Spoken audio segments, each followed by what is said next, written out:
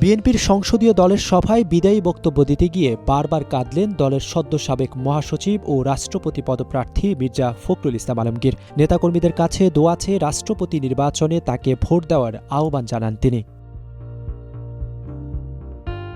সভায় বিএনপির চেয়ারম্যান ও প্রধানমন্ত্রী তারেক রহমানও দলীয় সংসদ সদস্যদের মির্জা ফখরুল ইসলাম আলমগীরের পক্ষে ভোট দিতে বলেন। একই সঙ্গে তিনি আসন্ন স্থানীয় সরকার নির্বাচনকে সামনে রেখে দলীয় ঐক্য অটুট রাখা এবং সংসদ সদস্যদের সঙ্গে তৃণমূলের দূরত্ব না বাড়ানোর বিষয়ে সতর্ক করেছেন বলে সভায় উপস্থিত একাধিক সূত্র প্রথম আলোকে জানিয়েছে। ১৯ আগস্ট বুধবার জাতীয় সংসদ ভবনে সরকারি দলের সভাকক্ষে বিএনপির সংসদীয় দলের সভায় প্রধানমন্ত্রী এ আহ্বান জানান। তার সভাপতিত্বে বেলা ২টা থেকে প্রায় ১.৫ ঘণ্টা এই বৈঠক চলে। সংশ্লিষ্ট সূত্রগুলো জানিয়েছে, সভায় চিফ হুইপ নুরুল ইসলাম মনি স্বাগত বক্তব্য দেন। তিনি রাষ্ট্রপতি নির্বাচনের ভোট দেওয়ার প্রতিক্রিয়া সম্পর্কে সংসদ সদস্যদের বিস্তারিত ধারণা দেন এবং মির্জা ফখরুল ইসলাম আলমগীরের পক্ষে ভোট চান।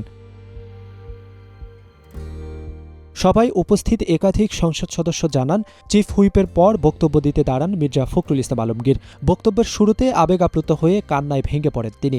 স্মরণ করেন বিএনপির প্রয়াত চেয়ারপারসন বেগম খালেদা জিয়াকে, তার প্রতি কৃতজ্ঞতা জানান।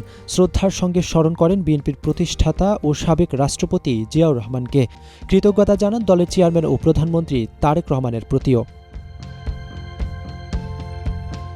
বিএনপিতে যোগ দেওয়ার পর জ্যেষ্ঠ যুগ্ম মহাসচিব, ভারপ্রাপ্ত মহাসচিব ও মহাসচিব হিসেবে দীর্ঘ দায়িত্ব পালনের কথা উল্লেখ করে মির্জা ফখরুল ইসলাম আলমগীর দায়িত্ব পালনকালে তার কোনো ভুলভ্রান্তি হয়ে থাকলে কিংবা অজান্তে কারো মনে আঘাত দিয়ে থাকলে তার জন্য তিনি দুঃখ প্রকাশ করেন। তিনি বলেন, দল তাকে যে সম্মান ও দায়িত্ব দিয়েছে, জীবন দিয়ে হলেও তিনি সেই সম্মান রক্ষা করবেন।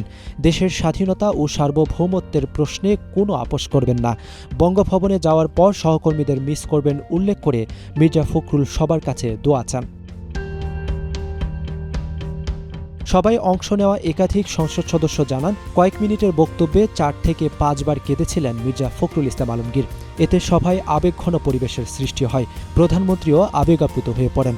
আগামীকাল রাষ্ট্রপতি নির্বাচিত হলে মির্জা ফখরুল ইসলাম আলমগীরকে বিএনপির সংসদীয় দলের সভায় আর দেখা যাবে না।